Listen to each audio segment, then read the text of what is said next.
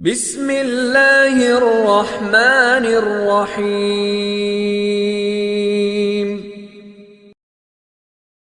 الحمد للہ وحدہ والصلاة والسلام علی من لا نبی بعدہ، اشہد ان لا الہ الا اللہ وحدہ لا شریک لہ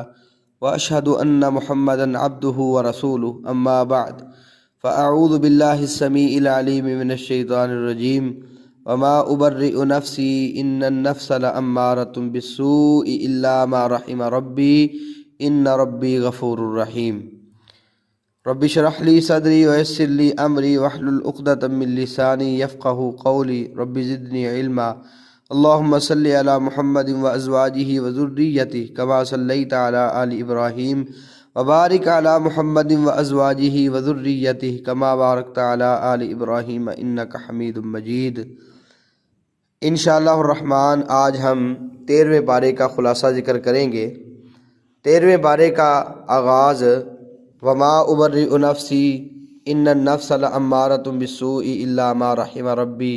ان ربی غفور الرحیم، اس آیت سے ہوتا ہے۔ اس پارے کے اندر ایک تو سورۃ یوسف کا بقیہ حصہ ہے جو پچھلے پارے سے بچا ہوا ہے، اور اسی طرح سورۃ رعد ہے، اور اسی طرح سورۃ ابراہیم ہے، اور سورۃ ہجر کی ایک آیت بھی موجود ہے۔ بہرحال پیچھے بات ہو رہی تھی کہ عزیز مصر کی بیوی نے اعتراف جرم کیا، اسی کی یہاں بات اللہ رب العالمین نے مزید ذکر فرمائی کہ اس نے یہ کہا کہ میں اپنے نفس کو بری نہیں کہتی، کیونکہ نفس تو برائی کی طرف ابھارتا ہے، بچتا وہی ہے کہ جس پر میرا رب رحم کرتا ہے۔ تو اس نے یہ بات ذکر فرما دی کہ نفس تو ابھارتا ہے، بہکانے کی میں نے کوشش تو کی ہے، اللہ رب العالمین جس پہ رحمت کر دے وہ بچ جاتا ہے۔ تو بہرحال یہ اس کی بات ختم ہوئی۔ بعض لوگوں نے کہا کہ اس سے مراد سیدنا یوسف علیہ السلام ہے، کہ سیدنا یوسف علیہ السلام نے جب اس کا اعتراف گناہ معلوم کیا، ان کو علم ہوا کہ اس نے اعتراف جرم کر لیا ہے، تو یوسف علیہ السلام نے وہاں یہ بات کہی کہ میں اپنے نفس کو بری نہیں کہتا، نفس تو برائی پہ ابھارتا ہی ہے، لیکن اللہ کی رحمت ہوئی ہے، یعنی میرا اپنا کوئی کمال نہیں۔ یہاں سے یہ بات ثابت ہوئی کہ انسان اپنے نفس کو بری یا اس طرح زبان سے اپنا تزکیہ ذکر کرتا رہے، میں بڑا ٹھیک ہوں یا میں گناہوں سے پاک ہوں، اس طرح کے الفاظ نہیں استعمال کرنے چاہیے۔ باقی نفس امارہ ہے، برائی پہ ابھارتی تو ہے انسان کی جان، اور انسان کا نفس گناہ پہ آمادہ کرتا ہے، لیکن گناہ سے وہی بچتا ہے جس پر اللہ رب العالمین رحمت کرے۔ زیادہ درست بات یہی معلوم ہوتی ہے کہ یہ اس عزیز مصر کی بیوی کی بات ہے، کیونکہ اس سے اگلی آیت میں یہ بھی ہے کہ بادشاہ نے جب یہ بات سنی، اس کا اعتراف جرم سن لیا، تو بادشاہ نے کہا ایتونی بہ، اس کو لے کے آؤ میرے پاس، استخلص لنفسی، میں اسے اپنے خاص الخاص بنا لوں، اپنا خاص بندہ بنا لوں، وہ میرا قریبی بن جائے گا۔ تو بلا کے بات چیت کی، تو ساتھ اس وقت بادشاہ نے کہا انک الیوم لدینا مکین امین، آج تو ہمارے ہاں بہت ہی مرتبے والا ہے اور امانت دار بھی ہے، یعنی تیرا پاک ہونا اور پاکیزگی، تیری طہارت یہ واضح ہو چکی ہے، اب تو ہمارے ہاں امانت دار ہے۔ تو سیدنا یوسف علیہ السلام نے جب یہ اس کی بات سنی کہ مکین بھی ہوں اور امین بھی ہوں، کہ تیرا ہمارے ہاں مقام بھی ہے اور امانت دار بھی ہے، تو سیدنا یوسف علیہ السلام نے تب اس سے یہ کہا اجعلنی علی خزائن الارض، تو مجھے زمین کے جو خزانے ہیں، یہ جو غلے وغیرہ کے نظام ہیں، یہ مجھے عطا کر دے، کیونکہ میں اس کو جاننے والا بھی ہوں اور اس کی حفاظت کرنے والا بھی ہوں۔ وہ جو خواب آیا تھا نا کہ کہاں سالی آئے گی، تو اس کے حوالے سے یہ ساتھ بات بتا دی کہ اس طرح جب معاملہ بنے گا تو میں انشاءاللہ اس کو اچھے طریقے سے ہینڈل کر لوں گا، اچھے طریقے سے دیکھ لوں گا۔ بہرحال اس طرح اللہ رب العالمین نے یوسف علیہ السلام کو وہاں کی حکومت عطا فرمائی، اللہ رب العالمین نے ہی ان پر کرم فرمایا۔ تو ساتھ یہ بتا دیا کہ ہم کسی نیک آدمی کے اجر کو ضائع نہیں کرتے، تو جو آخرت کا اجر ہے وہ اس سے کہیں بہتر ہے۔ یہ تو دنیا میں ہے نا، دنیا میں بھی نیک آدمی کے اللہ تعالیٰ نیک اعمال کو برباد نہیں کرتا، اس کا بہتر صلہ دنیا میں بھی عطا کرتے ہیں، لیکن آخرت میں اللہ رب العالمین اس سے کہیں اچھا اس کو مرتبہ عطا کریں گے اور کتنی فضیلت عطا کر دیں گے۔ یہاں ایک اشکال پیدا ہوتا ہے، بعض لوگ کہتے ہیں کہ نبی کریم صلی اللہ علیہ وسلم نے تو کہا تھا لا نستعمل ولا عملنا من ارادہ، ہم ایسے شخص کو ہرگز عہدہ نہیں دیں گے جو اس کا ارادہ رکھے۔ تو سیدنا یوسف علیہ السلام نے ایسا کیوں مطالبہ کیا؟ پہلی بات تو یہ ہے کہ اس بادشاہ نے خود کہا تھا انک الیوم لدینا مکین امین، تو مثال کے طور پہ چن تو اس نے لیا تھا۔ اب جب چنا تو سیدنا یوسف علیہ السلام نے اظہار کیا کہ اگر آپ نے مجھے کسی چیز کا اختیار دینا ہی ہے تو میں یہ سمجھتا ہوں کہ مجھے اس چیز کا اختیار دیں تاکہ میں اچھے طریقے سے معاملہ چن سکوں۔ دوسرا یہ ہے کہ اگر یہ نہ بھی ہو تو یوسف علیہ السلام ایک پیغمبر تھے اور ان کے اندر جو اوصاف تھے وہ عالی اوصاف تھے، جس میں کسی قسم کی زیادتی کا یا کسی قسم کے ظلم کا کوئی امکان نہیں تھا، بالکل خیانت کا امکان نہیں تھا۔ تو ایسی صورت میں ان کا عہدے کی پیشکش کرنا یعنی اپنے لیے مطالبہ کرنا وہ جائز اور درست ہے۔ اور تیسری بات یہ ہے کہ یہ پہلے تھے، اگر یہ بھی مراد لیا جائے تو پہلے ممکن ہے کہ اس طرح کا مطالبہ رکھ دیا جائے، شریعت محمدیہ میں بہرحال یہ جائز نہیں ہے اس طرح کا مطالبہ کرنا۔ دوسرے رکوع کے اندر اللہ رب العالمین نے یوسف علیہ السلام کے بھائیوں کا ذکر کیا ہے کہ وہ یوسف علیہ السلام کے پاس آئے، بھائیوں کو علم نہیں تھا لیکن یوسف علیہ السلام دیکھتے ہی پہچان گئے۔ جب ان کا سامان تیار کر دیا گیا، واپس یعنی جانے لگے، تو سیدنا یوسف علیہ السلام نے ان سے کہا کہ اپنا جو تمہارے باپ کی طرف سے بھائی ہے اسے بھی ساتھ لے کے آنا۔ معلوم ہوتا ہے کہ انہوں نے باتوں میں بھائیوں کا ذکر کیا تھا کہ ہم یہ بھائی تو آ چکے ہیں، پیچھے ایک بھائی بھی ہے۔ تو سیدنا یوسف علیہ السلام نے کہا اسے بھی لے کے آنا، دیکھتے ہو میں کتنا یعنی ماپ بھی پورا دیتا ہوں اور مہمان نوازی بھی کرتا ہوں، لیکن ساتھ دھمکی دے دی کہ اگر آپ اسے نہ لے کے آئے نہ تمہیں کوئی پیمانہ ملے گا، نہ کوئی غلہ ملے گا، اور نہ ہی میرے قریب آنا۔ تو انہوں نے جا کے کہا جی ٹھیک ہے ہم والد صاحب کو منائیں گے۔ تو سیدنا یوسف علیہ السلام نے جو جوان تھے ان سے کہا کہ جو ان کی پونجی تھی جو لے کے آئے تھے یہ انہی کے سامان میں رکھ دینا تاکہ جب پہنچے گھر جا کے وہ دیکھیں تو جلدی واپس آ سکیں، واپس لوٹ کے دوبارہ غلہ لینے آ جائیں۔ تو یہاں یہ بھی معلوم ہوتا ہے کہ انہوں نے ان کی حالت دیکھ کر یہ محسوس کیا کہ گھر کے حالات اچھے نہیں ہیں، تو انہوں نے ان کے ساتھ یہ ایک بطور تعاون کام کیا، اور اس لیے بھی کہ جلدی آ جائیں گے اور دوبارہ سامان لے جائیں گے۔ بہرحال انہوں نے جا کے اپنے والد صاحب سے بات کی، یعقوب علیہ السلام سے، کہ ہم سے اس طرح غلہ روک لیا گیا ہے، جب تک ہم اپنے بھائی کو نہیں لے کے جائیں گے تو وہ بادشاہ ہمیں غلہ نہیں دے گا۔ سیدنا یعقوب علیہ السلام نے کہا جی ٹھیک ہے، پہلے بھی تم پر میں نے اعتماد کیا تھا، اب بھی اسی طرح کر رہا ہوں، باقی حفاظت تو اللہ تعالیٰ کرنے والا ہے۔ جب انہوں نے سامان کھولا تو دیکھا وہ ساری جمع پونجی جو تھی جو لے کر گئے تھے جن سے غلہ لینا تھا وہ تو ساری واپس یعنی آ چکی ہے۔ تو انہوں نے پھر کہا ابا جان دیکھیں یہ ہمارا جو بضاعہ یعنی یہ جو پونجی تھی ہماری طرف لوٹا دی گئی ہے، اب ہم جائیں گے تو جا کے ایک اور زائد اونٹ لے کے آئیں گے۔ تو بہرحال سیدنا یعقوب علیہ السلام نے وہاں ان سے عہد و پیمان لیا، اللہ تعالیٰ کی قسمیں اٹھوائیں ان سے کہ بتاؤ کہ تم اس کا خیال رکھو گے اور اس کو ضرور میرے پاس لے کے آؤ گے، اللہ کہ سارے ہی روک دیے جائیں وہ الگ مسئلہ ہے، لیکن اگر تم نے آنا ہے تو یہ بھی ضرور آئے گا، یہ مجھ سے وعدہ کرو۔ تو انہوں نے بہرحال وعدہ کر دیا۔ اس کے بعد سیدنا یعقوب علیہ السلام نے ان کو نصیحت کی کہ ایک ہی دروازے سے داخل نہ ہونا بلکہ مختلف دروازوں سے داخل ہونا۔ اس احتیاطی تدبیر کی کئی ایک وجوہات ہو سکتی ہیں۔ پہلی بات تو یہ ہے کہ جو بادشاہ کی طرف سے ان کی عزت افزائی وغیرہ کی گئی تو دیگر لوگ اس بنا پر حسد نہ کریں، اس لیے کہا کہ الگ الگ جاؤ تاکہ اس طرح کا کوئی مسئلہ پیدا نہ ہو۔ اسی طرح یہ بھی کہ جب مضبوط جسموں والے ہیں اور اتنے بھائی جا رہے ہیں تو کوئی ان کو اکٹھے دیکھ کر اکٹھے چلتے ہوئے یہی نہ سمجھ لے شاید یہ راہزن ہے، تو اگر پکڑے جائیں گے تو وہاں جا کے مسائل زیادہ بن جائیں گے، پھر پردیس میں اس طرح کے مسائل سے نمٹنا یہ بھی مشکل ہو جاتا ہے۔ اور تیسرا اس کا یہ بھی مفہوم ذکر کیا گیا ہے کہ انہوں نے بد نظری سے بچانے کا کہا کہ نظر نہ لگ جائے کہیں، تو اس لیے انہوں نے ایک احتیاطی تدبیر اپنانے کا کہا، اور ساتھ یہ بھی کہا، دیکھیں احتیاطی تدابیر ایک طرف اور ایک حد تک ہو سکتی ہے، لیکن اصل توکل اللہ پہ ہے۔ انہوں نے احتیاطی تدبیر کا کہا، لیکن ساتھ ہی کہا ان الحکم الا للہ علیہ توکلت علیہ فلیتوکل المتوکلون۔ اور یہ کام، یہ باتیں سیدنا یعقوب علیہ السلام جو کہ اللہ کے پیغمبر تھے اور اللہ تعالیٰ کے بتائے ہوئے علم کے مطابق ہی کہنے والے تھے۔ تیسرے رکوع کے اندر اللہ سبحانہ وتعالیٰ نے وہ بات ذکر کی کہ جب یوسف علیہ السلام کے پاس آئے تو یوسف علیہ السلام نے اپنے بھائی سے ملتے ہی یہ بات کہہ دی، انی انا اخوک فلا تبتئس بما کانوا یعملون، میں تیرا بھائی ہوں، اس لیے پریشان ہونے کی ضرورت نہیں ہے۔ جب سامان تیار ہوا تو وہ پیمانہ جو تھا بادشاہ کا، وہ اپنے بھائی کے کجاوے میں سامان میں رکھوا دیا۔ جب سامان میں رکھا گیا، یہ قافلہ واپس پلٹا تو ایک پکارنے والے نے پکارا ایتھا العیر انکم لسارقون، اور قافلے والو تم چور ہو۔ وہ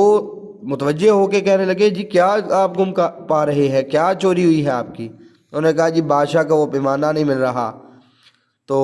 جو وہ لے کے آئے گا ہم اسے ایک اونٹ غلے کا بھر کے دیں گے، وَأَنَا بِهِ زعیم، میں اس کا ضامن ہوں کہ ہم اسے دیں گے۔ تو انہوں نے قسم اٹھا کے کہا کہ ہم فساد کرنے کے لیے تو آئے نہیں ہیں اور نہ ہی ہم چور ہیں۔ تو انہوں نے کہا جی بتاؤ اگر تم جھوٹے ہو تو بتاؤ کیا تمہارے ساتھ سلوک کیا جائے؟ انہوں نے کہا جی سلوک یہ ہو کہ جس کے پاس سامان ملے آپ اسے روک لیں، یعنی آپ اسے قید کر دیں، جو بھی کرنا ہے۔ تو جب شروع ہوا، تلاشی شروع ہوئی تو باقی بھائیوں کی تلاشی پہلے لے لی گئی۔ آخر میں وہ بھائی جس کے غلے میں موجود تھا وہ پیمانہ، اس کو کھولا گیا تو اس میں سے جو ہے نا وہ پیمانہ نکل آیا۔ اللہ رب العالمین فرماتے کذالک کدنا لیوسف، یہ تدبیر ہم نے یوسف کے لیے کی تھی، وگرنہ اس بادشاہ کے قانون کے مطابق وہ اپنے بھائی کو ایسے نہیں روک سکتے تھے، اللہ یہ کہ اللہ چاہے۔ بہرحال اللہ رب العالمین نے ان کے لیے یہ آسانی کی، تو انہوں نے جیسے ہی دیکھا کہ چھوٹے بھائی کے وہ غلے سے نکلا ہے، انہوں نے الزام دھر دیا، کہا اس نے چوری کی ہے، اس کے بھائی نے بھی اس سے پہلے چوری کی تھی۔ تو یوسف علیہ السلام یہ بات سن کر انہوں نے بہرحال اظہار نہ کیا، چھپا گئے، لیکن ساتھ یہ کہا انتم شر مکانہ، یہ تم بہت ہی بری جگہ پہ ہو، بڑے یعنی برے لوگ ہو، کیسی تم نے بات کر دی۔ تو بہرحال انہوں نے پھر یہ منت سماجھ شروع کر دی، عزیز ہمارا باپ جو ہے، اس کا جو باپ ہے یہ انتہائی بوڑھا ہے، ہم میں سے کسی ایک کو رکھ دے، تو اچھا انسان نظر آتا ہے، نیک انسان نظر آتا ہے، اس لیے چھوٹے بھائی کو چھوڑ دے، ہم میں سے کسی کو اپنے پاس رکھ لے۔ تو سیدنا یوسف علیہ السلام کہنے لگے معاذ اللہ، میں اللہ کی پناہ مانگتا ہوں، میں اس آدمی کو کیسے رکھ سکتا ہوں جس کے پاس سامان نہیں ملا؟ یعنی ہم تو اسے رکھیں گے جس کے پاس سامان ہے، انا اذا لظالمون، وگرنہ تو ہم ظالم ٹھہریں گے۔ اس آیت سے عدل اور انصاف کی بات بھی سامنے آ رہی ہے۔ تو بہرحال چوتھے رکوع میں اللہ رب العالمین نے یہ بات ذکر کی کہ جب انہوں نے بات چیت کی لیکن انہوں نے سمجھا کہ مایوسی ہو چکی ہے، کسی قسم کا مسئلہ نہیں بن رہا، آپس میں بات کرنے لگے۔ بڑا کہنے لگا بھئی والد سے پختہ وعدہ کر چکے ہیں، اور اس سے پہلے ہم یوسف کے حوالے سے جو کمی کر چکے ہیں وہ بھی ہمارے سامنے ہے، اس لیے میں تو اس وقت تک یہاں سے نہیں جاؤں گا جب تک میرا باپ اجازت نہ دے یا جب تک اللہ تعالیٰ فیصلہ نہ کر دے۔ جاؤ باپ سے جا کے کہہ دو کہ آپ کے بیٹے نے چوری کی ہے، اور ہم تو وہی بات کہہ رہے ہیں جو ہم نے بات جانی ہے، یعنی جو ہمارے علم میں ہم نے وہ بات کی ہے، غیب کو تو ہم نہیں نہ جانتے۔ اور اگر آپ کو کسی قسم کا کچھ شک ہے تو آپ یہ بستی والے جو ہے، یہ جو ہمارے ساتھ قافلہ آیا ہے، ان سے پوچھ لیں، یقیناً ہم سچے ہیں۔ یعقوب علیہ السلام کو پتہ چلا، کہا کہ یہ تمہارے اپنے منہوں کی باتیں ہیں، تمہارے نفسوں نے یہ معاملہ گھڑا ہے، باقی میں اللہ تعالیٰ سے یعنی صبر کرتا ہوں اور اللہ تعالیٰ سے امید رکھتا ہوں کہ اللہ تعالیٰ ان سب کو لے آئے گا میرے پاس۔ تو انہوں نے ساتھ رونا یعنی کہ پریشانی محسوس کی، اور اللہ رب العالمین فرماتے ہیں وَابْيَضَّتْ عَيْنَاهُ مِنَ الْحُزْنِ فَهُوَ كَظِيمٌ، دکھ کی وجہ سے رو رو کر یعقوب علیہ السلام کی آنکھوں کی بینائی چلی جا چکی تھی۔ جب یوسف علیہ السلام کا ذکر کیا تو انہوں نے کہا جی آپ ہر وقت یوسف کا ہی ذکر کرتے رہتے ہیں، اس طرح تو آپ اپنے آپ کو ختم کر لیں گے۔ تو یعقوب علیہ السلام نے پھر اللہ کی طرف فریاد کی اور کہا انما اشکو بثی وحزنی الی اللہ واعلم من اللہ ما لا تعلمون، میں اپنے ہر قسم کے شکوے اور ہر قسم کی جو پریشانی ہے اس کو اللہ کے سامنے رکھتا ہوں، ظاہری ہے یا باطنی وہ اللہ تعالیٰ کے سامنے پیش کرتا ہوں۔ تو بہرحال اس کے بعد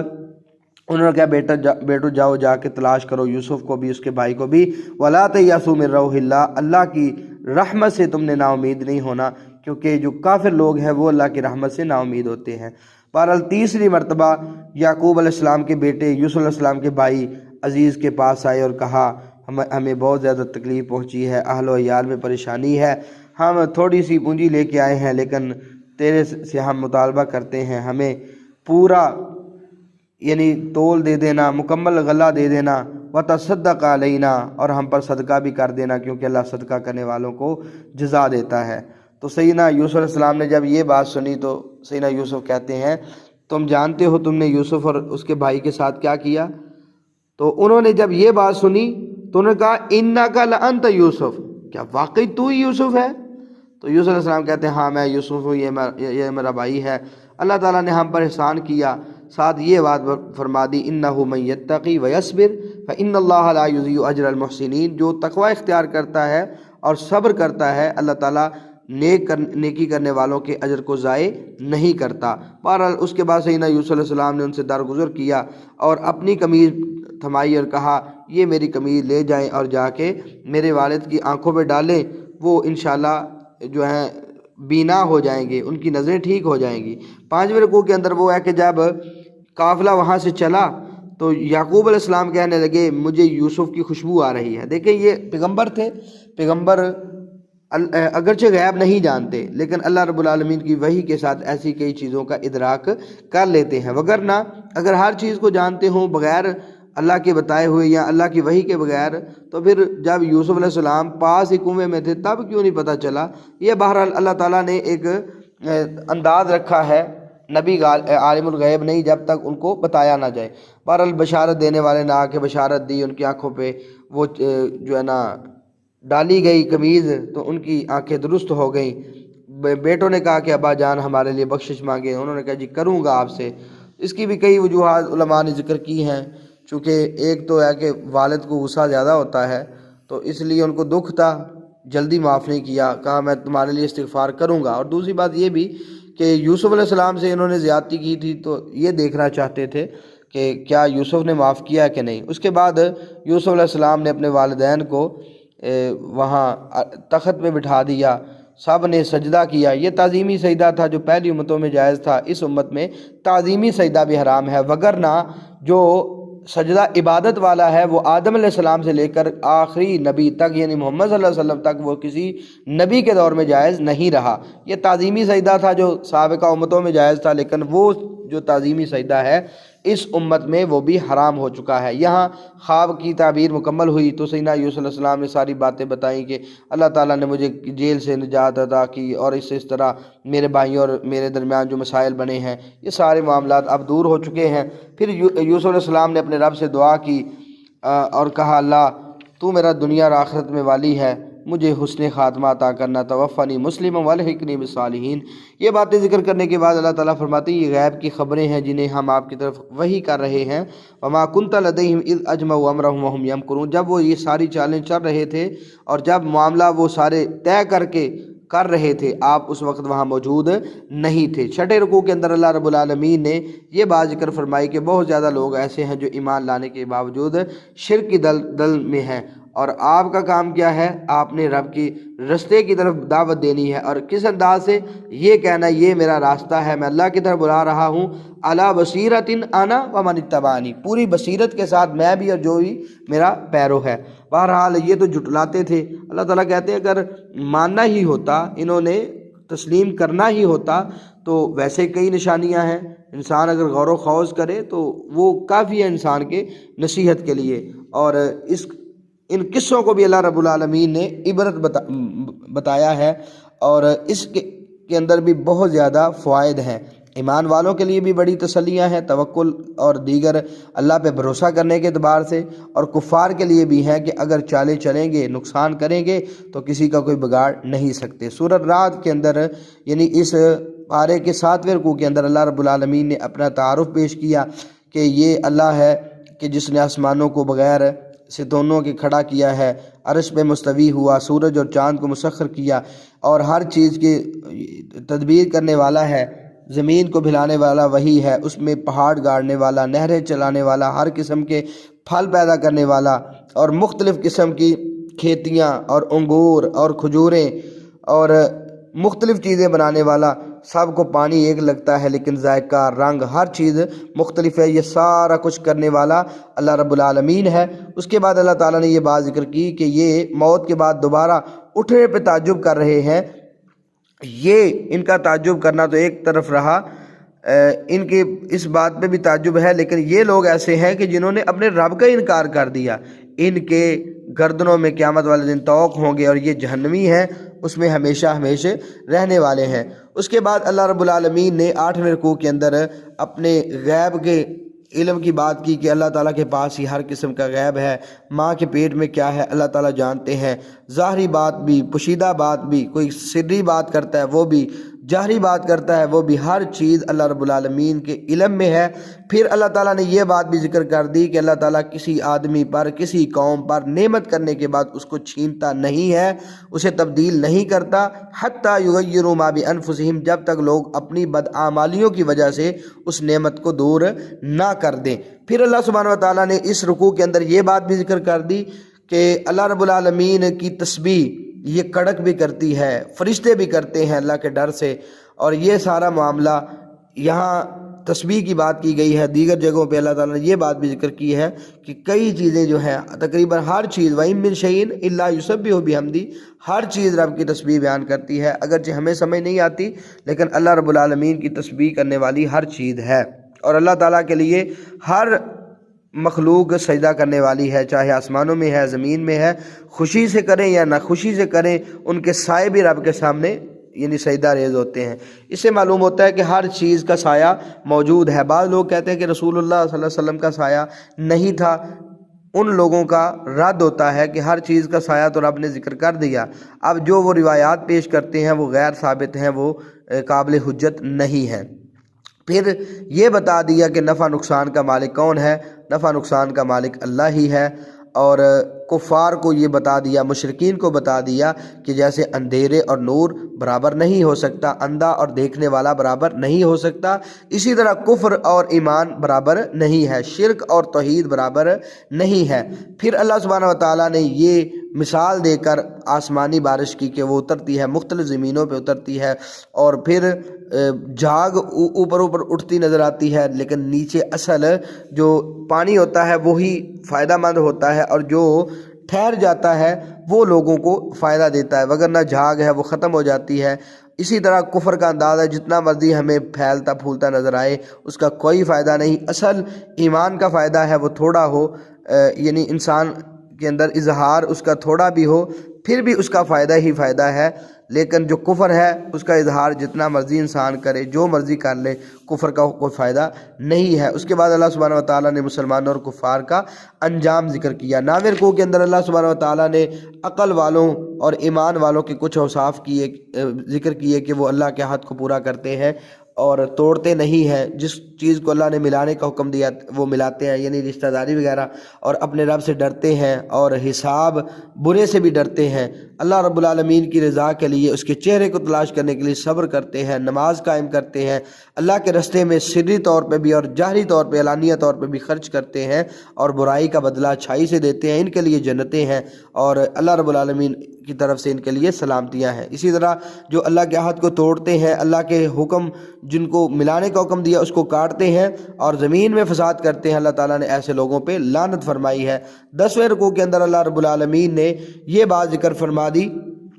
کہ دلوں کا اطمینان کیسے ملتا ہے، دلوں کو سکون کیسے ملتا ہے، کہ جو ایمان والے ہیں ان کے دل اللہ کے ذکر سے مطمئن ہوتے ہیں۔ الا بذکر اللہ تطمئن القلوب، سنو اللہ کے ذکر سے ہی دلوں کو اطمینان ملتا ہے۔ اس کے بعد اللہ سبحانہ و تعالیٰ نے ایمان والوں کو نعمتوں کا جو ہے بشارت سنائی ہے، ان کے لیے خوشخبریاں دی ہیں، لیکن ساتھ کفار کا انداز بھی بتا دیا کہ یہ لوگ ماننے والے نہیں ہیں۔ اگر یہ قرآن ایسا ہوتا کہ اس کے ساتھ پہاڑ چلائے جاتے، زمین ٹکڑے ٹکڑے ہو جاتی، یا اس کے ساتھ مردے بھی کلام کرتے، تب بھی یہ ماننے والے نہیں تھے جب تک اللہ تعالیٰ ہدایت نہ دیتا۔ بہرحال ان کا انداز کیا ہے کہ ان پر مختلف قسم کی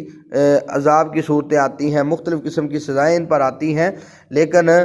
یہ نہ سمجھیں گے تو ایک دن آنے والا ہے کہ جس میں ان پر عذاب زیادہ ہوگا اور وہ اس میں ہمیشہ ہمیشہ بہرحال رہنے والے ہوں گے۔ 11ویں رکوع کے اندر اللہ سبحانہ وتعالیٰ نے اپنے نبی محمد صلی اللہ علیہ وسلم سے یہ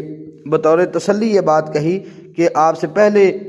رسولوں کو بھی جھٹلایا گیا ہے، ان سے بھی استہزاء کیا گیا، لیکن ہم کافروں کو مہلت دیتے ہیں ایک وقت تک، لیکن جب پکڑتے ہیں پھر ہمارا عذاب اور ہماری سزا بہت سخت ہوتی ہے۔ اس کے بعد اللہ سبحانہ وتعالیٰ نے جنت کی نعمتیں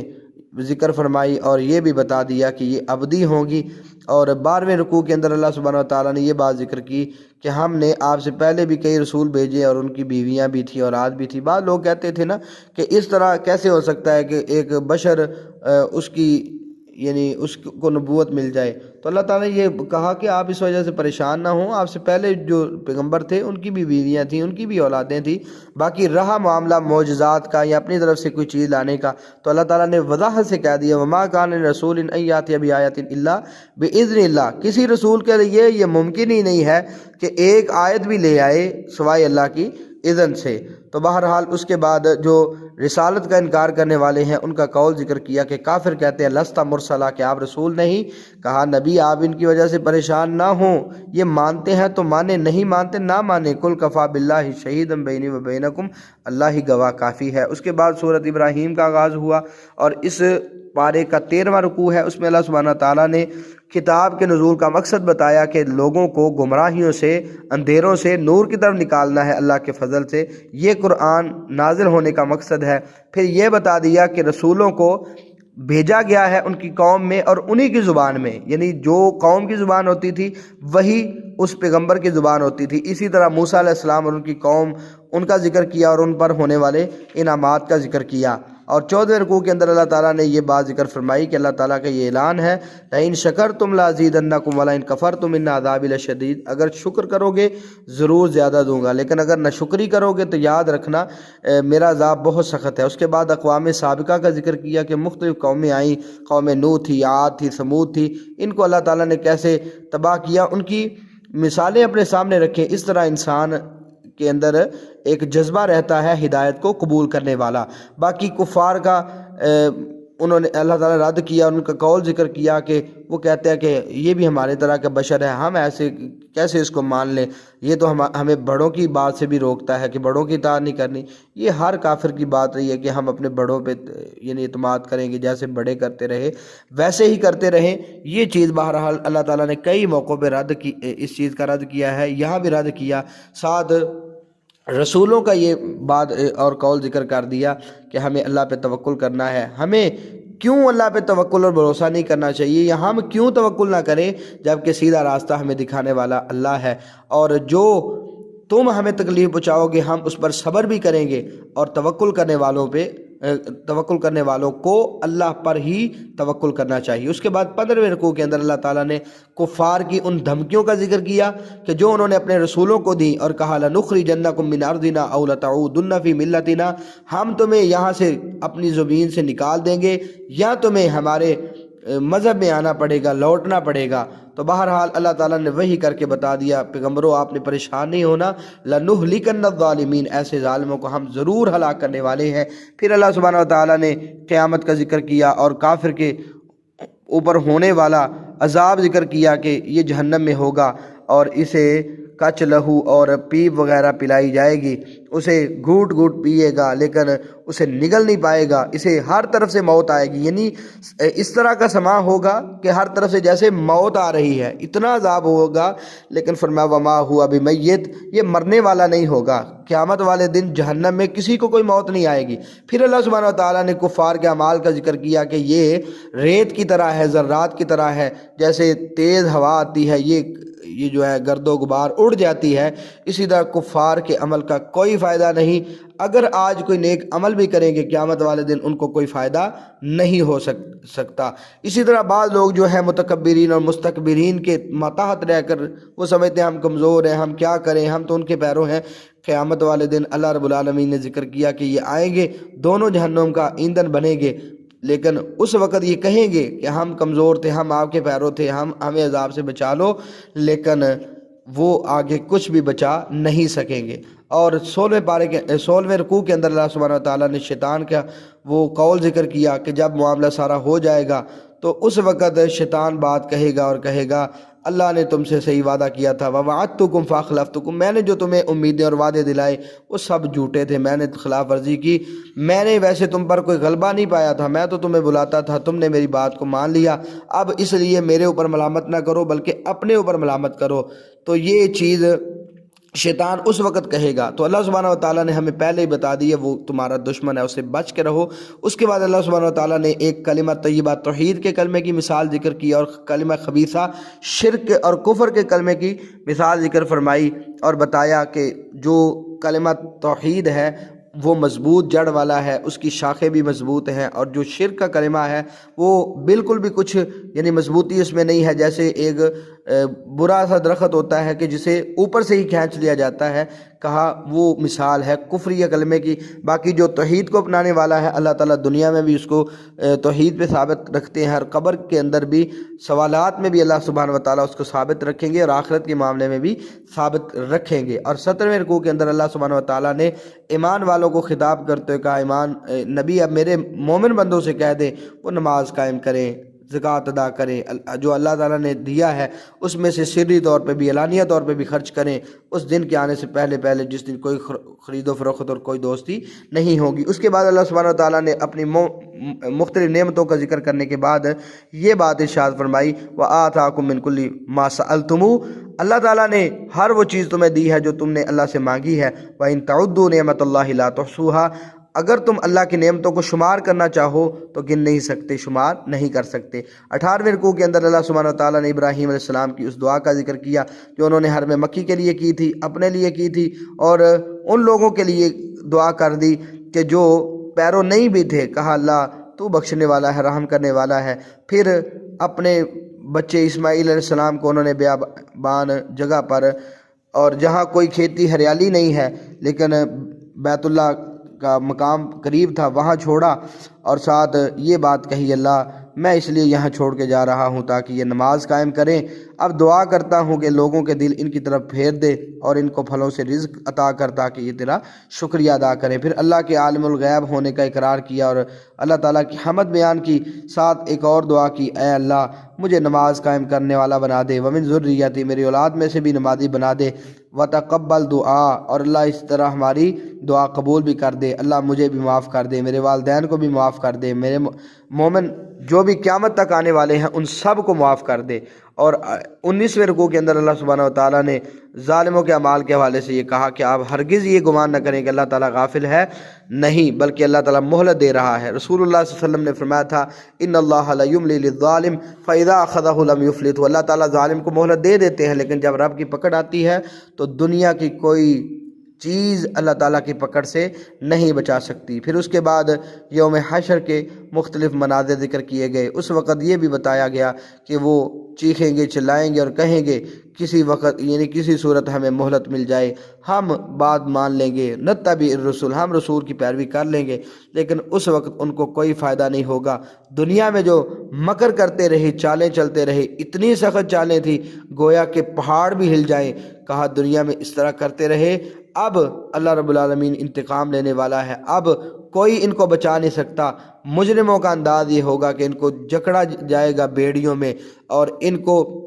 گندک کی قمیضیں پہنائی جائیں گی، چہرے پہ بھی آگ ہوگی، یہ ساری ان کی بدعمالیاں اور ظلم کا اللہ رب العالمین ان کو بدلہ چکھائے گا۔ آج کا کوئی ظالم کسی مسلمان پہ ظلم کر کے یہ مت خیال کرے کہ اس کو مہلت یعنی اتنی لمبی مل گئی ہے کہ دنیا بھی اس کی اور آخرت بھی، اللہ رب العالمین اس دنیا پہ بھی اسے نشان عبرت بنانے پہ قادر ہے، اور قیامت والے دن تو اللہ تعالیٰ مجرم کو اس طرح سزا دے گا کہ اللہ تعالیٰ نے پیغام پہنچایا، لوگوں کو ڈرانے کی کوشش کی، اور اللہ تعالیٰ نے اپنی وحدانیت کا ذکر کیا۔ اور اس بارے کے اندر آخری جو آیت ہے یعنی سورۃ ہجر کی، وہ